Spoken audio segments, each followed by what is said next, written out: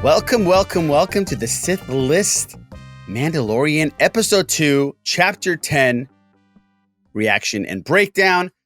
I'm Miraj Lachai, and my co-pilots for this Mando shenanigans, Mr. Les Gonzalez. I'm now clickety-clack instead of crunch, because It's true, he is. He really is. And none other than the man we call King Tom. Tom Chansky, how you doing, buddy? I don't have any props this week, but I'm still very happy to be here. I thought you'd have some eggs. eggs and spiders. Eggs and spiders and spider webs. Man, oh man. Well, I got a lot to talk about with this episode because, well, to me, it wasn't as great as the season premiere. But it was fun, and there was some cool stuff to talk about. I want to get your guys' opinion on it.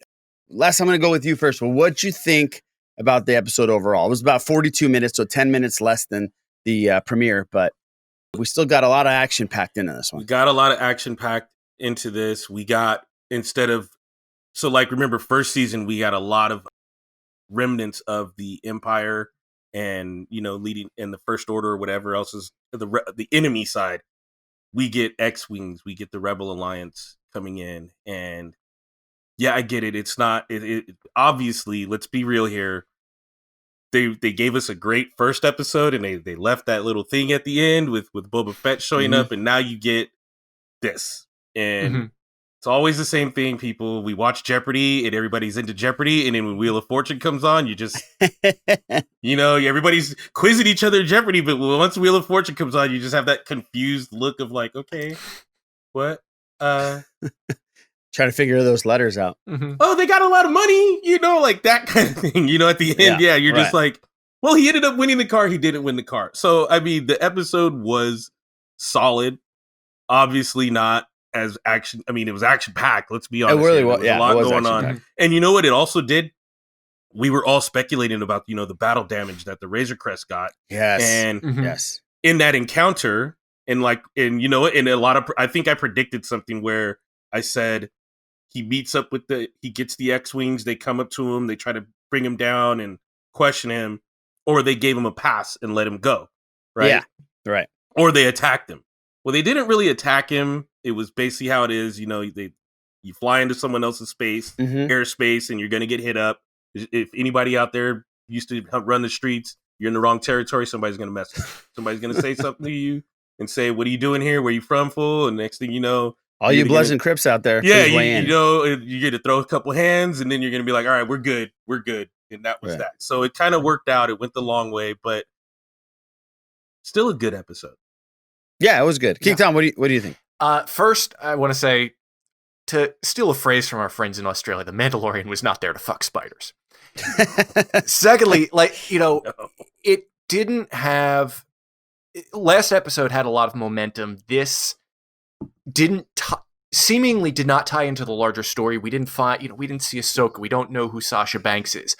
But last season's episode, Gunslinger, regarded by most as the worst, and by worst, I don't mean bad at all. I just mean comparatively to the rest of them. Yeah. It was the worst episode, but as we saw this season, it paid off. I am fully expecting this episode to pay off later on. It had some great suspense, great action, and there were incredible emotional moments in the middle of this episode that just hit you. And I have something that I'm going to say. And a lot of people, you were going to get thumbs down for this. We're going to get people unsubscribe for this, but this has to be said. This has to be acknowledged. Sorry. It's fine. Please. Baby Yoda, bit of a dick. Very much so. Baby Yoda. Selfish little prick, dude. And let me tell you, I'm liking him more because of it. Yes. Yes, absolutely. He was phenomenal throughout the whole thing. He was fantastic. I'm glad that you liked it. I'm glad, Les, you liked it. I liked it as well. I thought that it was, once they met the frog lady, did she have a name, the frog lady? I don't think so. I don't think so, right? Yeah. Well, she did have a name? Yeah, keep going. Yeah. Once we met her, I was a little skeptical because I was like, okay, I love how they do the whole creature thing. And I've said this before, and I know it's Star Wars, and I know it's all about the creatures. It just threw me off again when they started talking in frog language, and Din is trying to talk to her in that way on the show. It just kind of threw me off, and it took me a while to get used to it. But I like that how not everything needs to be subtitled. I like that part. Yeah, I like that part. How it paid off with wiring the droid from last season. Yes, that was cool. But I loved it, and I absolutely loved the beginning. Was that a little like a badass bastard Jawa? Like a rogue Jawa? I listened to Hawes Burkhardt from Blue Harvest. He has a Patreon show. Just a quick reaction. He thinks it's the same species that was on Jakku with Rey, that when she was looking at the starship taking off, when she was repairing the thing, that banged the table and was like, move along. Oh. He thought it was, and I think he's right. Okay, so it wasn't a Jawa. I thought it was some kind of like Jawa that's been exiled and he just pissed off. I mean, it's little person apparently he sounds just like a Jawa though. I mean, even the dialect sounded like a Jawa to me. Yeah. Apparently, the frog lady is just the frog lady. Aha! I knew it. I maybe married to the frog man from Marvel. And he's been eking out an existence for them, so that's why she was trying to deliver. There it is. It's a synergy Lucasfilm Marvel tie-in. Marvel's next big comic crossover next summer will be the Frog Children. There it is. As long as Baby Yoda doesn't eat all the eggs. And they're kind of like X-Men, where they have the Force and they do all different things, and they're kind of like mutants. Huh. So the beginning, especially like I said before, when he gave him that jetpack and he clicked, that thing was the most epic thing I've ever seen. It was really funny. Cool. It was really, really, really cool. And the dogfight scenes, even though they didn't really fire upon him, but the chase scenes. So do we know? I know there were so many rumors that we thought that the X-Wing was going to be Luke because it looked like R2. Sorry, extra others that didn't pan out, but. How about the planet itself? Was that the planet that we thought it was going to be? They didn't really say it wasn't, though, did they? If it was Ilum, yeah, or the planet where Ahsoka crashed at the end of Clone Wars, we would have seen more signs of that. Ilum at this point in the canon has this big trench across the center because it's going to become Starkiller Base, and that other planet had like Star Destroyer wreckage on it. Okay. Republic Star Destroyer. So no, it was just random ice planet with the same spiders from Rebels.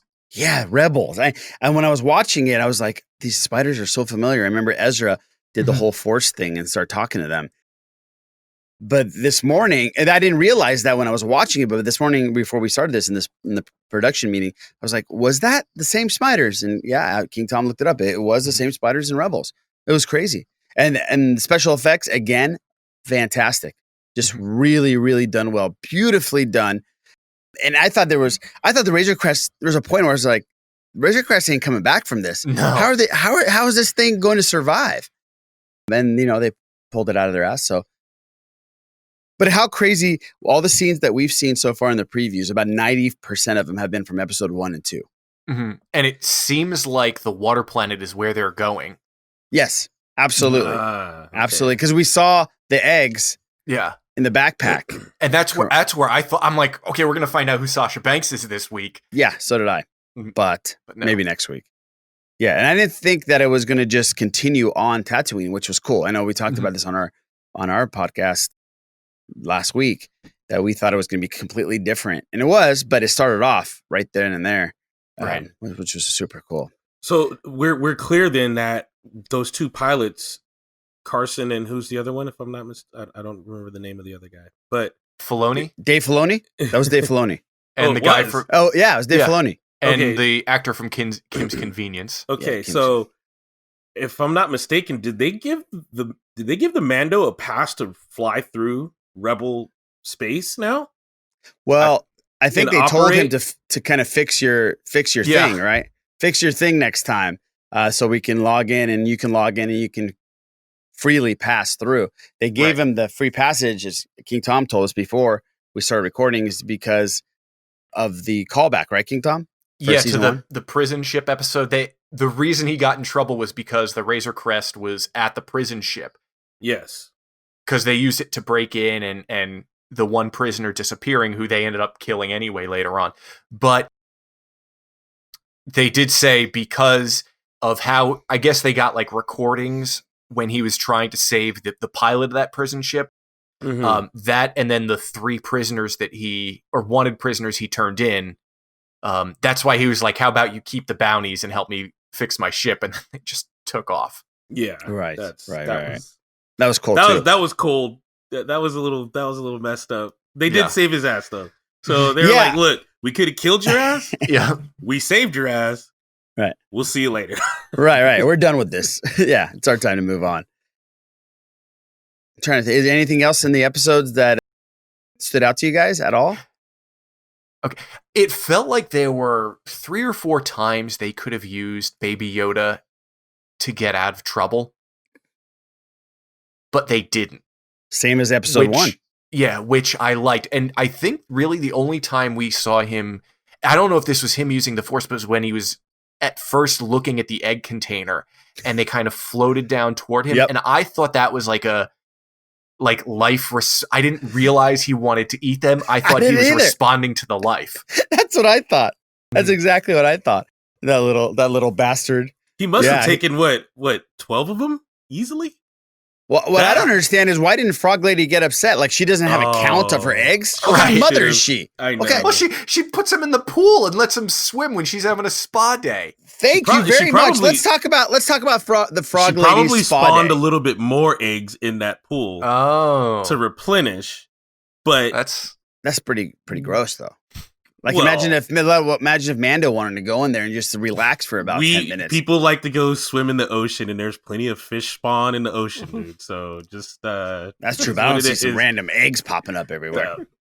We're glad for that here on Earth, but on ice planets with hot springs with frog ladies. Did the frog lady scene make you feel a little uncomfortable? Like. It made me feel like put on some clothes, Frog Lady. Like put on a rash guard or something. I was like, oh, come on. Yeah, you know what else made me feel a little uncomfortable? Her jumping around and trying to escape. Actually, you know what? I needed that. That helped me out because she was horrible at running. Yeah. And when Den is like, go get back to the ship, I'm like, dude, they're not running fast enough for me. And I'm going, wait, she's a frog. She should be like springing, just springing along and getting out of there. And it actually, I mean, I get where it may not have appealed to you, but it was a little jarring to me. It was a little bit animated to me. It felt like it came out of nowhere because she's a frog lady and we didn't see it before. Yes, right. That's right. But why would she be just hopping in along? that like in that conservative robe that she has on? And how quickly did she put that thing on? Yes. Yeah. How quickly did she put that thing on? Listen, in space, in another in a galaxy far, far away, there are things that just you can't explain. And guess what? That's true. That's absolutely true. That's like when you have millions of freaking crazy razor tooth spiders coming at you, you get dressed pretty fucking fast, dude. Mm-hmm. She tongue lashed that shit straight to her. That's it. That's the only thing we missed was a tongue lash. But you're right. It's like complaining about, like my dad used to complain about the pod racers and say, well, the engine can't be in the front. It's just too heavy. The physics of it. And I'd always go, Dad, they're in space in another world and another universe. I think you can give them a pass on the engine. So I guess I'll give the Frog Lady a pass. But I do think we should to the actual pod race. They're just sitting on 2 stints while the green screen is around it. That's it. Yeah, I do think that we need to give the Frog Lady a name. So we had to come up with a good name for the Frog Lady. Jeremiah. Oh, I wish it was a man. We call him Jeremiah. Jeremiah the bullfrog. Yeah, that would be awesome. Great. So for all you viewers and listeners, please send us your ideas of Frog Lady's name. Because they have to be better than Jeremiah. Yes, they have to be better than Jeremiah. So what's you guys' rating on this? I know last one we rated, King Tom, you rated 8.5, but then after you watched it a couple of times, it went to like a 9 or 9.5? Yeah, last week went to a 9.5. I'd say 6.5. Oh, okay. I'm right there. 6.57. I still liked it a lot, but yeah. I did too. But comparing it to the premiere and other great Mandalorian shows, I agree. Les, what do you think about this one? Well, okay, so let me preface this. I'm as basic a Star Wars fan as it gets. Like I don't go in as depth as you guys do, but ultimately, so for me, anything, especially live action, is awesome. I'm always going to be the naive guy going, "Oh, I love it. It's the best." So I'm going to give it a 7. Okay, that's fine. It was right there with us. Yeah, right there with us. We forgot to talk about the Sabacc and the tie-in, King Tom. There's a tie-in with the ant or whatever that insect was, correct? Dr. Mandible, a giant ant, and the episode was directed by Peyton Reed, director of Ant-Man and Ant-Man and the Wasp. Which is pretty cool. Very That's cool. awesome. And that's awesome. probably why the action sequences were so awesome. Yeah. He's done such a good job with those two. No, yeah. So on the action alone, I would give it maybe an 8. Oh yeah, action alone, I give it riveting. 8, It was 8.5, 9. The scenes with the Razor Crest diving down and the sound was just sound effects were amazing. The music, everything was great. I just thought that the episode wasn't a filler episode, but it kind of was. It was more like a bridge episode. Yes, they have to get there obviously to the next level. And you know the Razor Crest being messed up is going to play into the plot eventually, but you just don't know how yet, and because there are those other questions out there, it's not everything you want, which is a fine reaction. Just realize that. Yeah, no, yeah, I'll go ahead, Les. And in that plot hole there is a real plot hole that they're probably never going to fix, which is Mama Frog should have got really pissed off, but you know what, her nature, I could tell in her demeanor and her nature, she probably wasn't she's not a confrontational type, but a mom, you know, is that what you picked up on? But I would say from that 42 minutes, is that what you picked up? Would do what they'd have to do to protect their baby. That's what I'm saying. She could give. I'm guessing little Yoda is just that sneaky because he must have taken down tons of them before Din. There's no head count on your eggs. Come on, Mama Frog. When Din went back to the first time and was like, "Where's he at?" and he was looking for him, and he turns around and he's like, "No, don't touch that." And it's like, dude, he must have probably eaten about 8 of them before. Les, you and I have worked with children for the last 23 years. When we go on a field trip with the kids, what's the first thing you do? Oh yeah, we tell them don't touch anything. No, you count the goddamn heads of the kids before you go on the bus, and then afterwards when you come home. Well, we tell them to keep their hands to themselves. Don't touch anything. Then we count their heads, and then we count their heads at the end because we're mostly making sure that they don't do what this little guy did, which is put every damn thing in his mouth. That little thing picks up everything, puts it in his mouth, and of course, when he picks up a freaking baby spider out of a weirdo pod, that was gross, of course, it triggers the hive response. They did more to stick up for that one sibling than Mom did for the freaking amount of eggs that little Yoda ate. That's what I'm saying. That's what I'm saying. It was gross. That was gross too. That little dude eats anything, man. And you know, okay, so that's what made me. I instantly thought in my head, kind of like Boo, our co-host from the Sith List. But remember how Yoda just started going through Luke's stuff and just grabbing food and going, and starting eating it and everything in Empire, right? And good callback. That's true. So I'm going, well, they'll just eat anything you put in front of them. Yeah, maybe that's their species, man. Yeah, maybe whatever's there, they just wolfing stuff down. Right. I wonder. King Tom made a great point because we touched upon this last time. Baby Yoda seems like he's holding back on using his Force. I wonder when we're finally going to see that. Are they going to hold it to the very end till it comes down to a point where it's game over? Because it looked like he might have been thinking about doing it when the dude was holding the knife to his throat. But that worked out really well, by the way. That was, again, my favorite scene in the entire episode was that scene. It was very, very cool. Yeah. All right, man. I think that wraps up everything that we need to know. We haven't dug in. It's 6 a.m. over here. We just watched it last night. I watched it at midnight last night. So we'll start researching, see if there's more Easter eggs. As of right now, we couldn't find any, but I'm sure things are going to be popping up. I should say frog eggs, not Easter eggs. That'd be the way to do it. Any last comments, King Tom and Les, regarding this episode and the one coming up? What are you most excited about for the next episode? If it's the water planet, we find out who Sasha Banks is. Right. I would like to say that I think for those people that are looking for like content from or fan service from all the EU stuff, if I'm not mistaken, I think this show is basically giving everybody bits and pieces of those things. Yeah, I think so. It's bringing species from the books to life. It's bringing characters from other. You know, you guys were like, "Oh, you're so excited to see Cobb Vanth." Materializing in real life, from the books. In a live action. And it's like, I think people, this is the show that's going to give a lot of the upset, or the people that had lost a little something. I think it'll give them something back here. Wait, there's upset fans in Star Wars? I know. I know. Yeah. Like the Knights of the New Republic stuff. Yeah. All that stuff. No, I agree 100%. Really think this is the way, if you want to You see what I said there? Yeah, well done. If you want to appeal to that fandom, you do it through live action series, and The Mandalorian is just laying it on thick. Well, that's all we're gonna have for a while with Star Wars is live action series. Yep. So there you go. All right, guys. Thank you so much for tuning in. Please subscribe. Press that subscribe button, especially at the end. I have little baby Yoda's hand clicking the subscribe thing. But thank you for tuning in and catching us here. And we will be back for the next episode of The Mandalorian, little breakdown. So we will catch you later, and we'll see you next time on the Sith List.